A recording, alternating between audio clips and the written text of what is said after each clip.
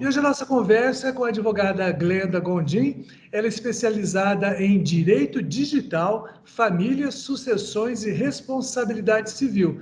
É mestre e doutora em Direito pela Universidade Federal do Paraná.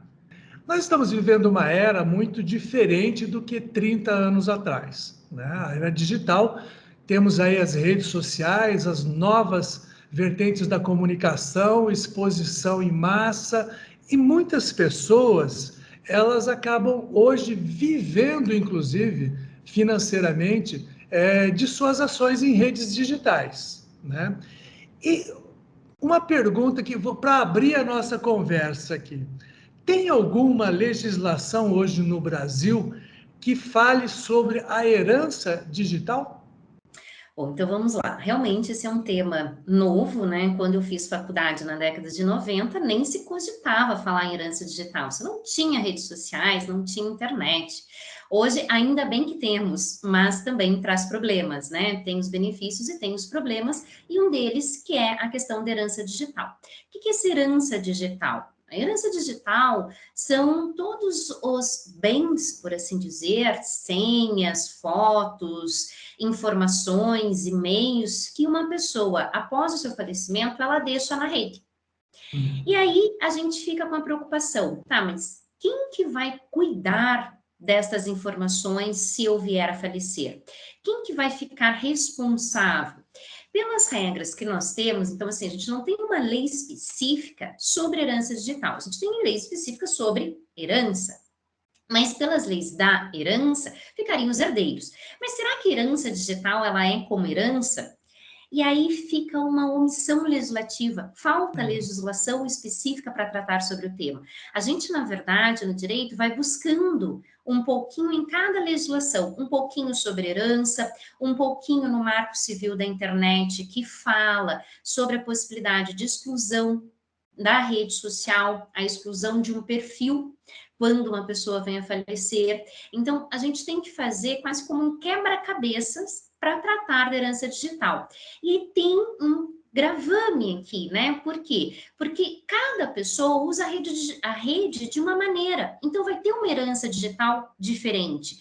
Posso usar a minha rede social, por exemplo, para monetizar, posso usar a minha rede social simplesmente para conversar, me conectar com outras pessoas, e terá que ter um tratamento diferente. Como não temos legislação, a gente tem que se socorrer, além desse quebra-cabeça de leis, né, buscando legislações que tratem de temas semelhantes, né, temas análogos, como a gente chama no direito. A gente busca também os julgados, a jurisprudência, a gente tenta buscar também os estudiosos, a doutrina, para tentar dar um norte para esse problema, que é um problemão, principalmente quando a gente fala em monetização, porque daí eu estou falando em patrimônio, né? Eu estou falando em Sim. valores. Porque, por exemplo, eu vejo. Hoje você tem alguns personagens, isso é no mundo inteiro, desde seguidores no Instagram ou seguidores no YouTube, que monetizam, que vivem disso, né? E, em alguns casos, movimentam grandes e pequenas e grandes fortunas, Sim. né? Quando, por exemplo, a pessoa morre, vamos pegar um caso brasileiro, né? Tem um comediante chamado Whindersson Nunes, muita gente conhece o rapaz. Ele é comediante, ele começou pequeno, hoje tem um dos canais mais vistos do país, e obviamente isso gera receita financeira. Vamos supor que não aconteça, pelo amor de Deus, ninguém está querendo isso, mas vamos supor que ele faleça, ele morra. Quem que ficaria com esse patrimônio digital? Para dar é possível ter esse patrimônio digital e dar seguimento ao trabalho dele, ou fica apenas para a dona da rede, por exemplo, do YouTube ou do Instagram, essa receita? Como é que funcionaria? Então, aqui que vem essa problematização que eu comentei, porque a gente está falando de patrimônio.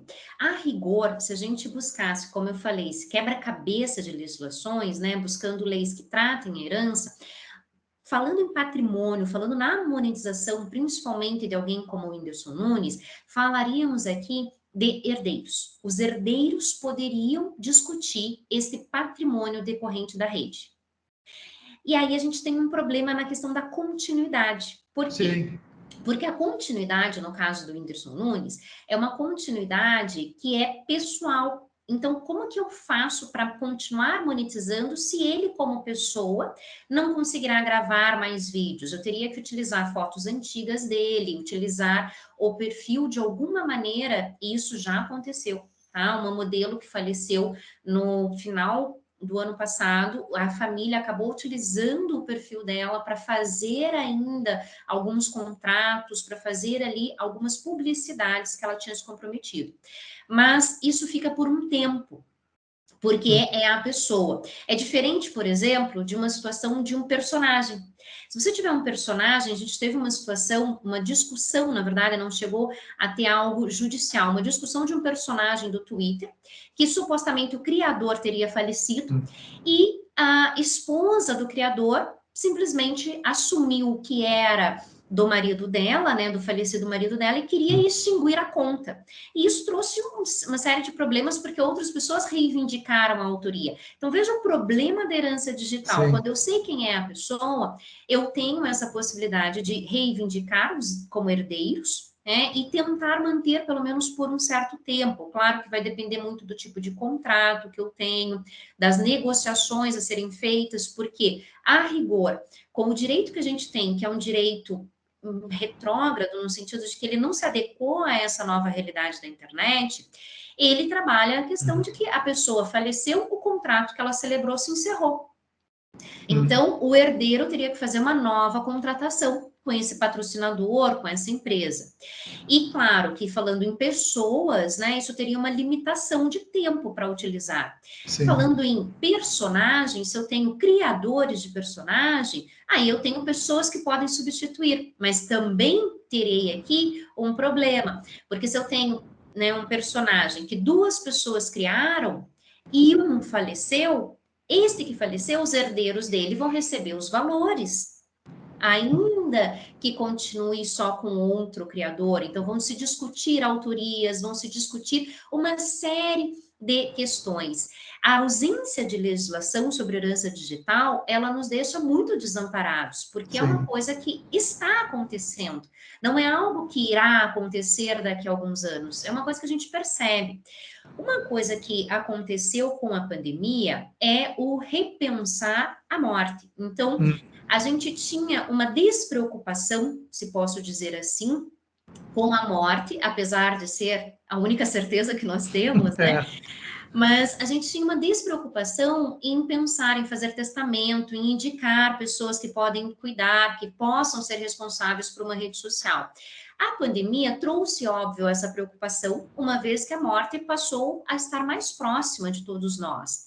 E hum, com isso, algumas pessoas se aperceberam que, por exemplo, em uma rede social, que eu vou dizer aqui, o Facebook, hum, ele já tinha uma ferramenta há bastante tempo que é um testamento, por assim dizer, porque você indica quem vai ser a pessoa que vai cuidar do teu Facebook em caso de falecimento. Então, olha que interessante, algo que existe hum. aí já há alguns anos, há mais ou menos 3 anos, na pandemia as pessoas se deram conta. Por quê? Porque a morte realmente ficou mais real, né, para muita gente. Essa preocupação tá, e se eu morrer, quem vai cuidar do meu Facebook? Eu não quero aqui entrar até nem na monetização. Às vezes é uma pessoa comum como eu, que simplesmente pensa, tá, eu não quero que meus herdeiros vejam as mensagens, eu quero que simplesmente alguém cuide como memorial ou que extingua. Então, eu vou deixar uma pessoa responsável por isso, vou indicá-la nessa rede social, e aí a pessoa ou vai extinguir a minha conta ou vai fazer a destinação que eu imagino e espero que ela faça de acordo com o que eu gostaria. Mas tem, por exemplo, um caso, vou citar um caso mais específico, no caso do YouTube, por exemplo, né? O conteúdo que está lá, ele permanece. E ele permanece sendo visto mesmo quando você deixa de postar novos vídeos, né? Você tem todo lá um portfólio, digamos assim, de vídeos que eles continuam sendo conteúdo para o YouTube. E o YouTube, ele remunera, né, os canais maiores, né, a partir de um determinado número de visualizações. Se a pessoa morre, aquele conteúdo continua. Não seria o caso, por exemplo, de direitos autorais, como é na música, na arte, nos livros? Exatamente. Aqui, como eu disse no início, né, o quebra-cabeça que eu vou buscar são os direitos autorais. Porque, veja, se a gente pensar que está lendo um livro, eu posso ler um livro de um autor que já faleceu, e eu posso ler o livro dele, as ideias dele. Aquilo que ele escreveu continua, permanece. A ideia de um vídeo é a mesma coisa. Por quê? Porque um vídeo, ele não surge simplesmente do nada, ele tem ideias, ele tem direito autoral sobre aquilo que é gravado, que a pessoa grava. Primeiro porque ele tem direito autoral em virtude da imagem que ele está expondo, da fala.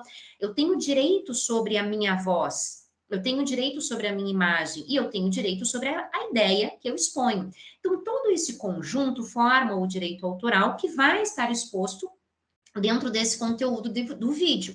Então, há aqui a possibilidade do herdeiro receber direitos autorais, como ele receberia os direitos autorais se fosse um autor de um livro. Por que eu estou falando essa ideia de um autor de um livro? É porque essa autoria temos legislação.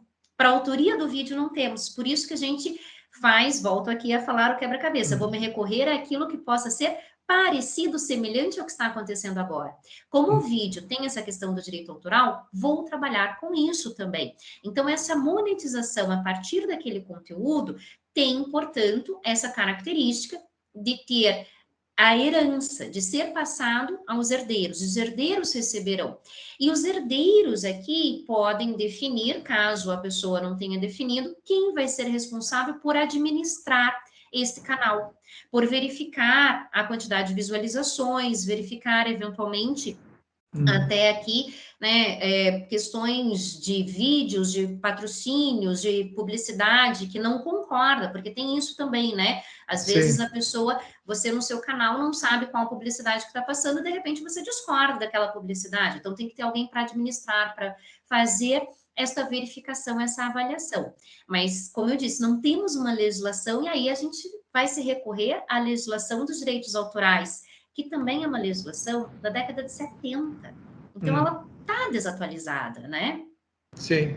E no caso, por exemplo, é possível você colocar no seu testamento, né, para quem ficará, por exemplo, tal rede social? Por exemplo, se eu tiver 10 redes sociais muito ativas, eu posso deixar uma para cada um?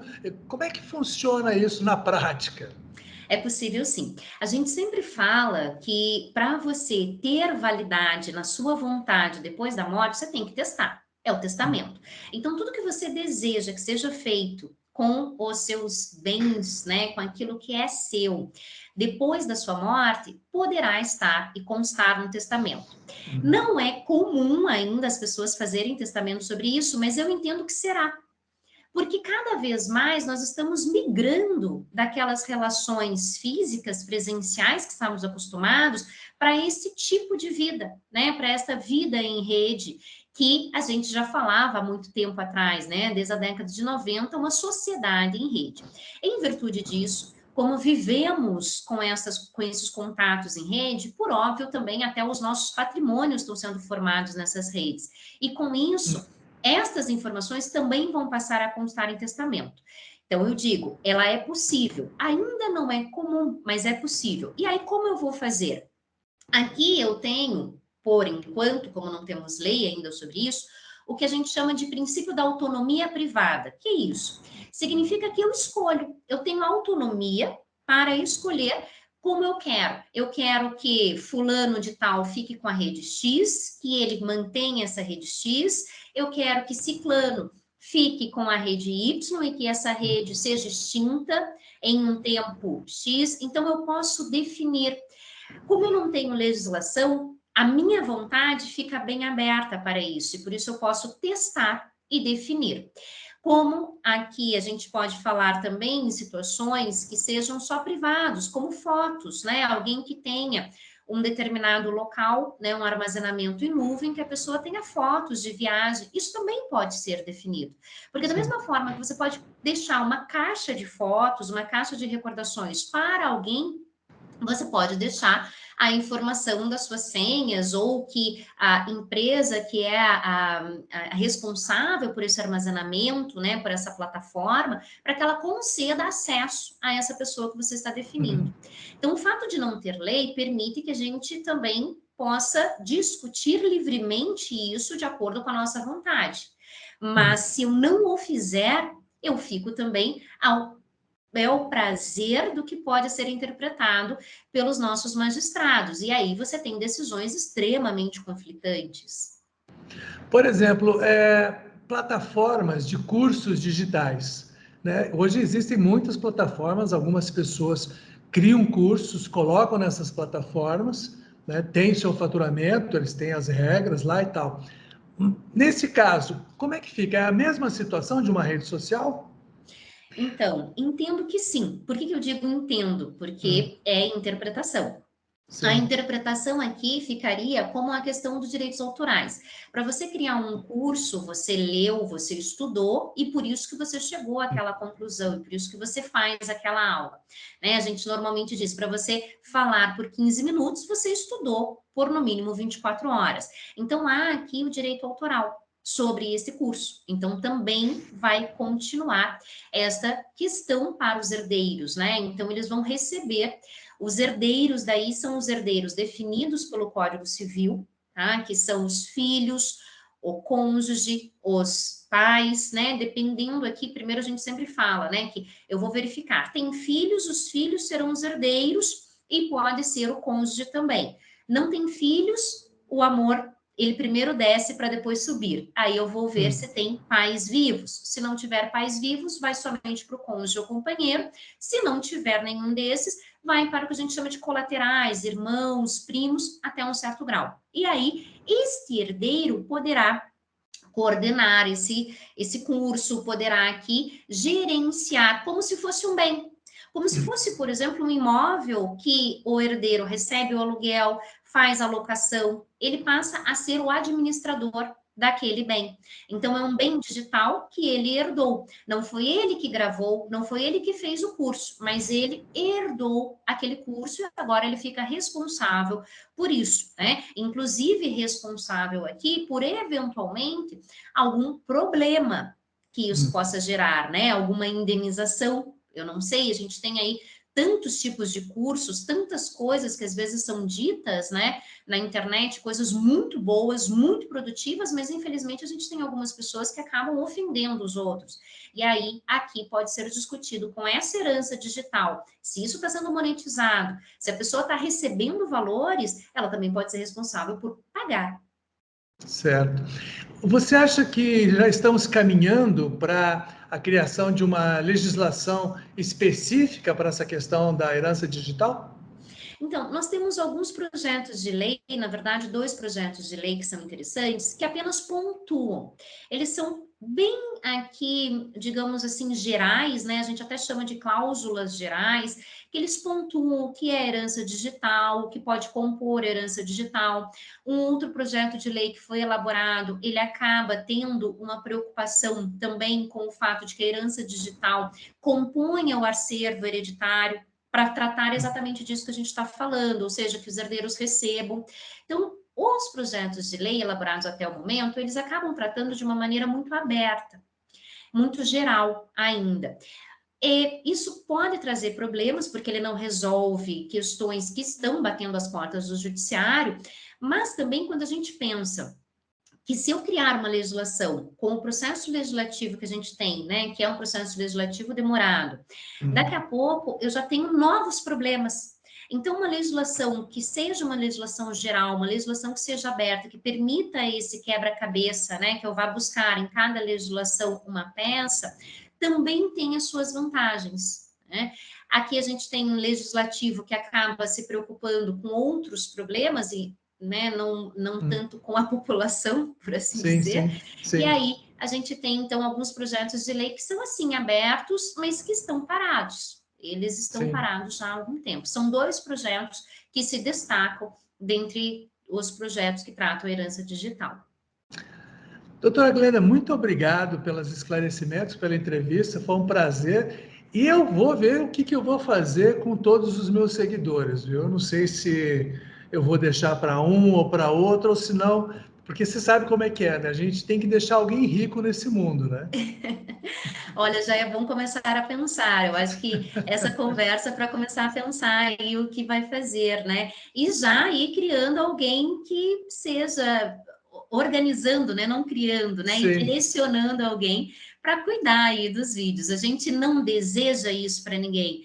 Mas, como eu disse, infelizmente é a única certeza que nós temos, então a gente sim, tem que é uma falar sobre realidade. ela, né?